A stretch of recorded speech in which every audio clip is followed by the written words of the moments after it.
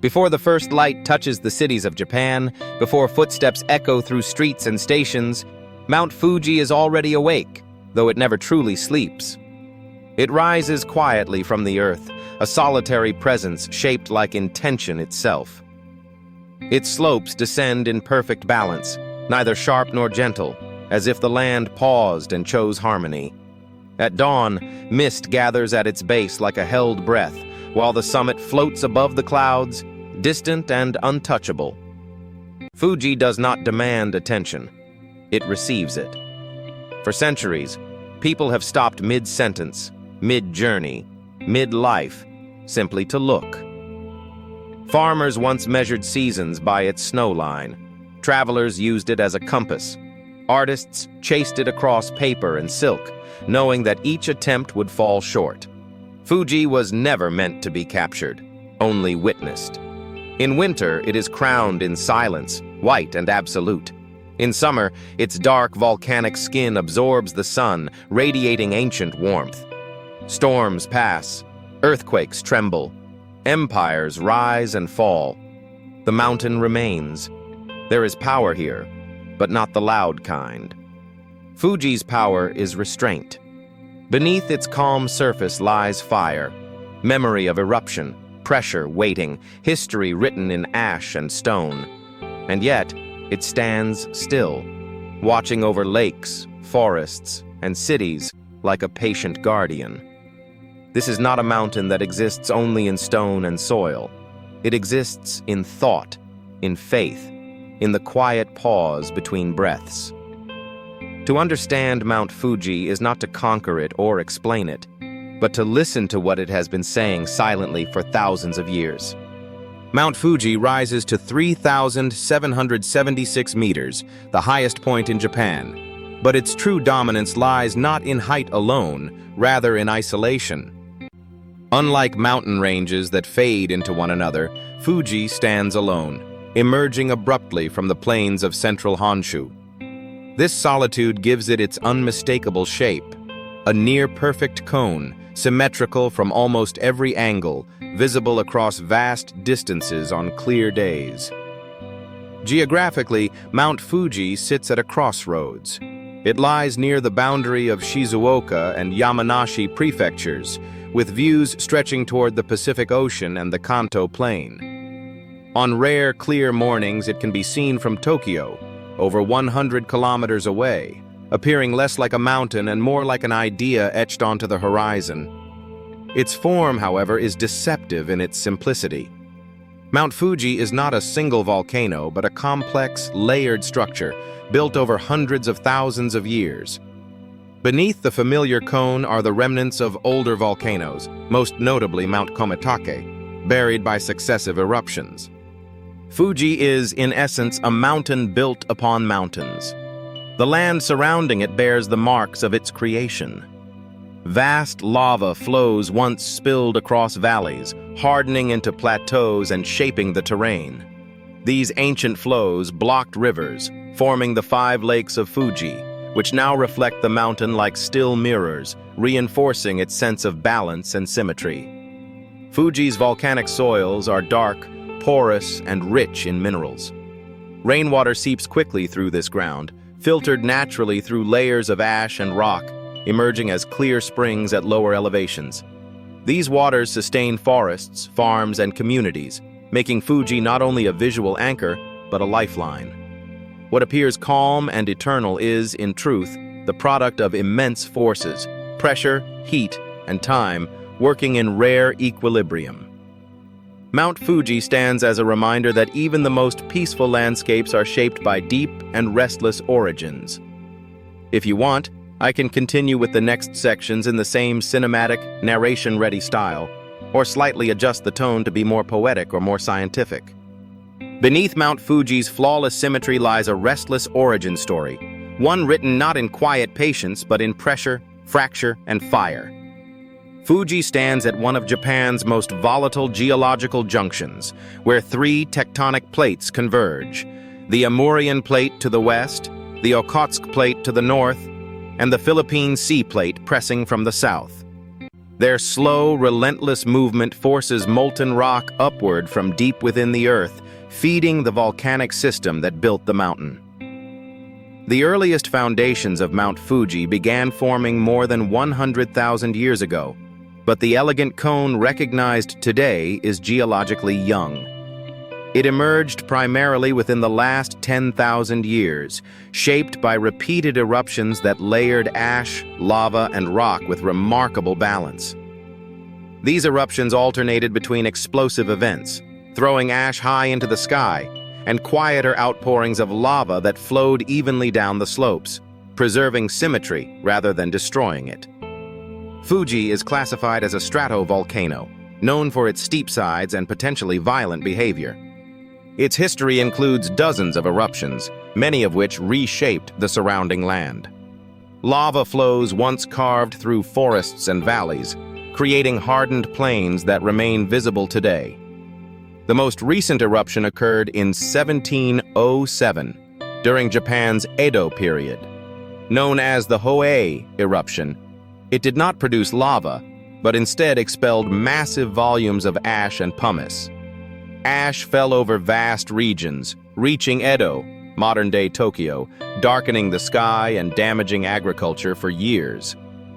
The eruption also opened a new crater on Fuji's southeastern flank, a visible reminder that the mountain's story is unfinished. Since then, Fuji has remained silent, but not dormant. Modern instruments detect subtle seismic movements, gas emissions, and pressure changes beneath the surface. Scientists monitor these signals closely, aware that Fuji's calm exterior may conceal future activity. In Japanese tradition, this dual nature, beauty balanced with danger, is not feared, but respected. Fuji is understood as alive, capable of creation and destruction in equal measure. Its volcanic past is not a threat to be erased, but a truth woven into its identity. Mount Fuji does more than shape the land, it shapes the sky. Rising abruptly from the lowlands, the mountain acts as a natural barrier to weather systems moving inland from the Pacific Ocean. Moist air is forced upward along its slopes, cooling as it rises and condensing into cloud, mist, and sudden rain. This process gives Fuji its ever-changing veil, where the summit may appear and vanish within moments, never seen the same way twice. Temperature drops rapidly with elevation. At the base, summers are warm and humid, with lush greenery and flowing water. As one ascends, conditions shift dramatically. Mid-slopes experience cooler temperatures and frequent fog, while the upper reaches endure strong winds, thin air, and freezing conditions, even in midsummer. Winter transforms Mount Fuji into a study in stillness. Snow accumulates heavily at higher elevations, creating the iconic white crown that has defined its image for centuries. These snowfields act as natural reservoirs, slowly releasing meltwater into the surrounding landscape as temperatures rise in spring. This seasonal flow sustains rivers, wetlands, and forests far beyond the mountain itself. Fuji's volcanic rock filters rain and snowmelt through underground channels, producing exceptionally pure water that emerges as springs at lower elevations. These waters have long been considered sacred and are essential to agriculture and daily life in the region. The ecosystems surrounding Fuji reflect this climatic diversity. Dense forests thrive on the lower slopes, while alpine vegetation clings to the upper reaches during short growing seasons. Wildlife follows these patterns, migrating, adapting, or retreating according to temperature and moisture. Seasonal change around Mount Fuji is not subtle. Spring brings cherry blossoms at its base, summer fills the forests with life. Autumn ignites the landscape in reds and golds, and winter restores the mountain to silence.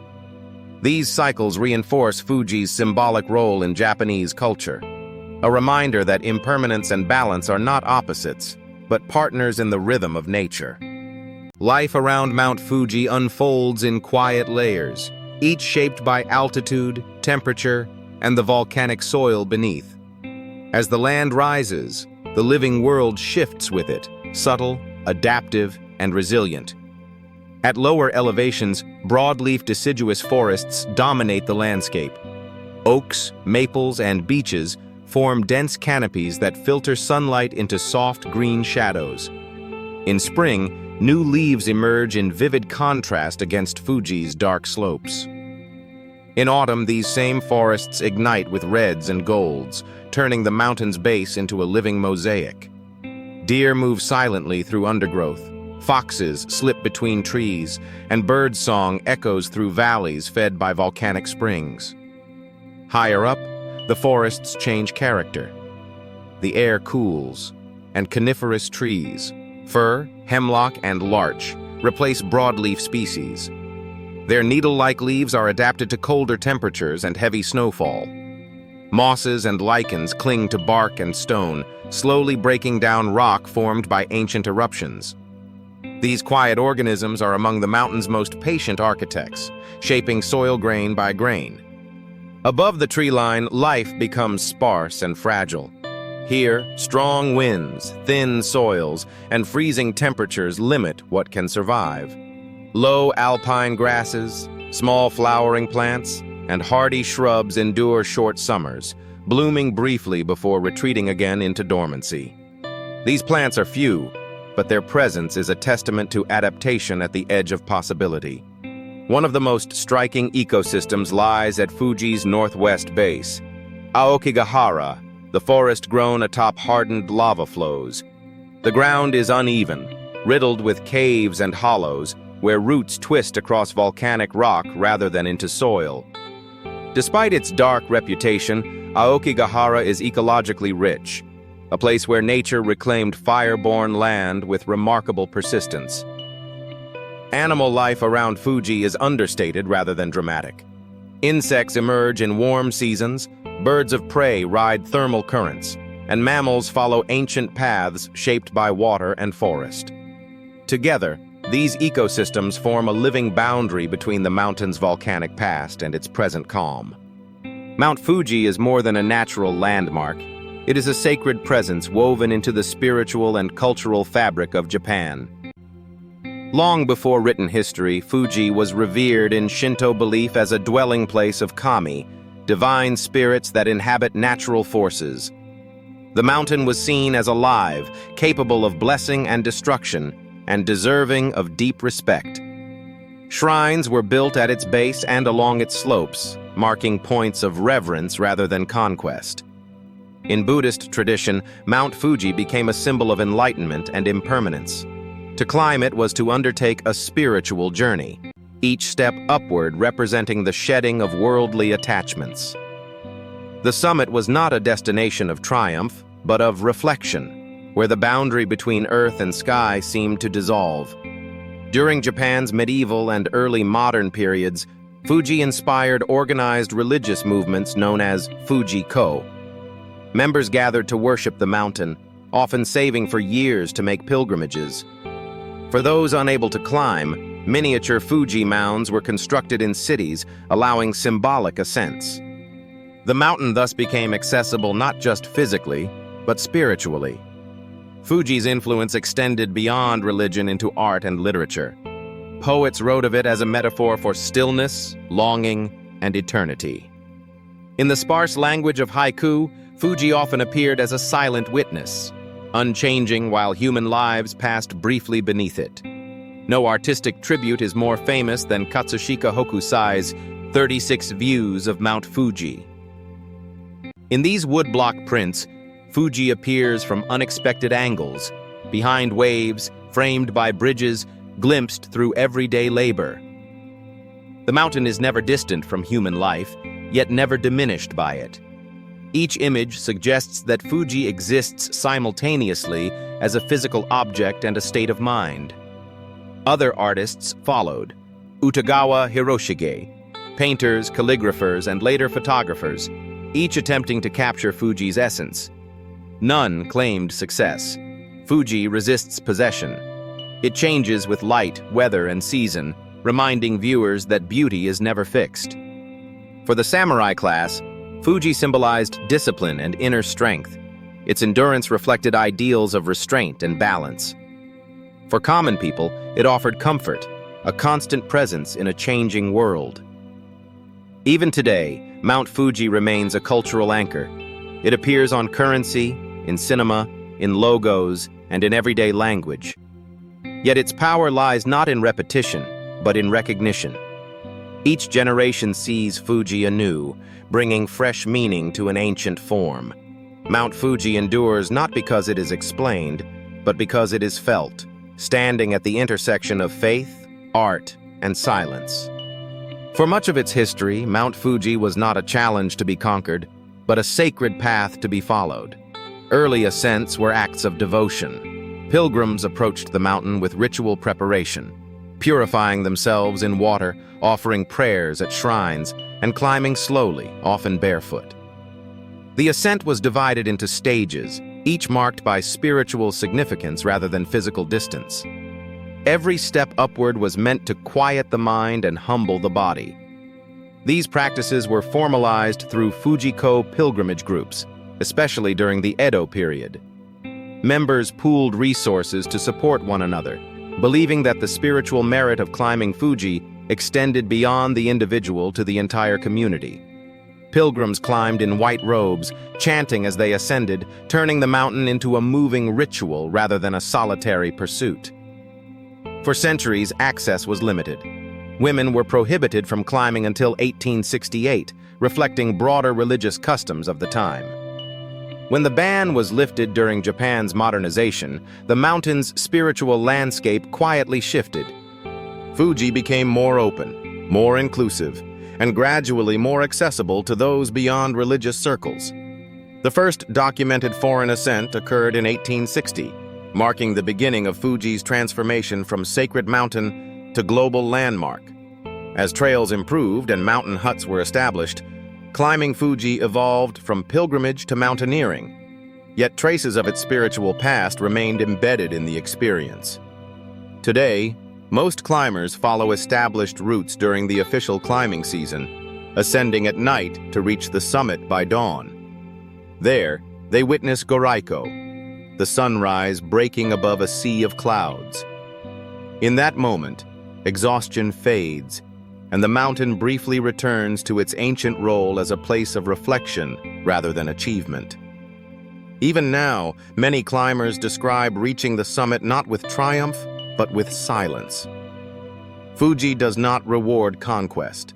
It offers perspective.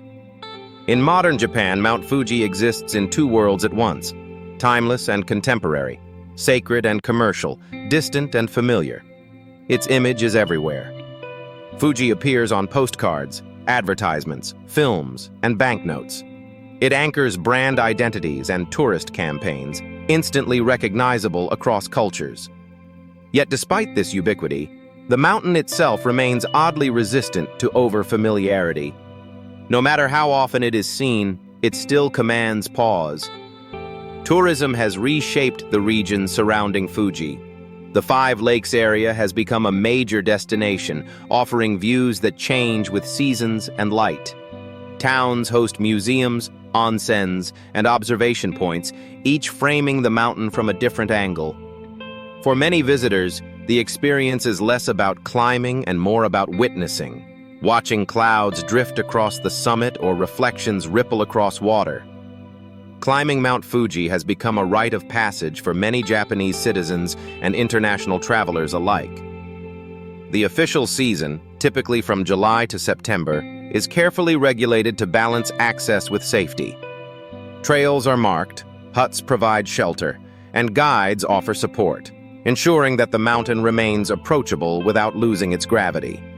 Yet modern tourism brings tension. Crowded trails, litter, and erosion challenge the mountain's fragile ecosystems and spiritual atmosphere. The experience risks shifting from contemplation to consumption. In response, local authorities and cultural organizations emphasize education and responsibility. Visitors are encouraged to respect Fuji not as an attraction, but as a living symbol. Campaigns promote minimal impact, proper preparation, and awareness of the mountain's history. Mount Fuji's role in modern Japan is not fixed. It continues to evolve, shaped by how people choose to approach it.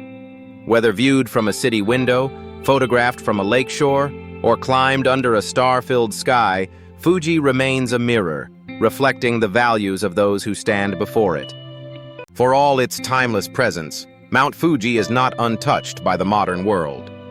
As visitor numbers increased throughout the late 20th and early 21st centuries, the mountain began to show signs of strain. Popular climbing routes suffered from erosion, fragile alpine vegetation was trampled underfoot, and litter accumulated in places once defined by silence.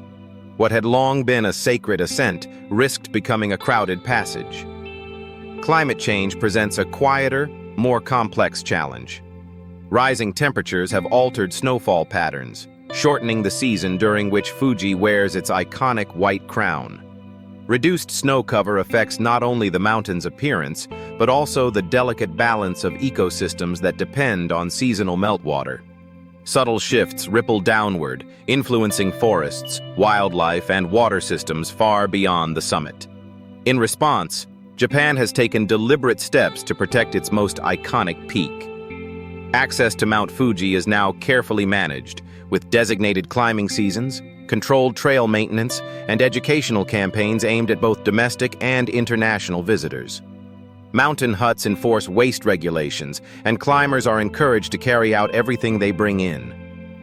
In 2013, Mount Fuji was designated a UNESCO World Cultural Heritage Site, a recognition not just of its natural beauty, but of its deep cultural and spiritual significance.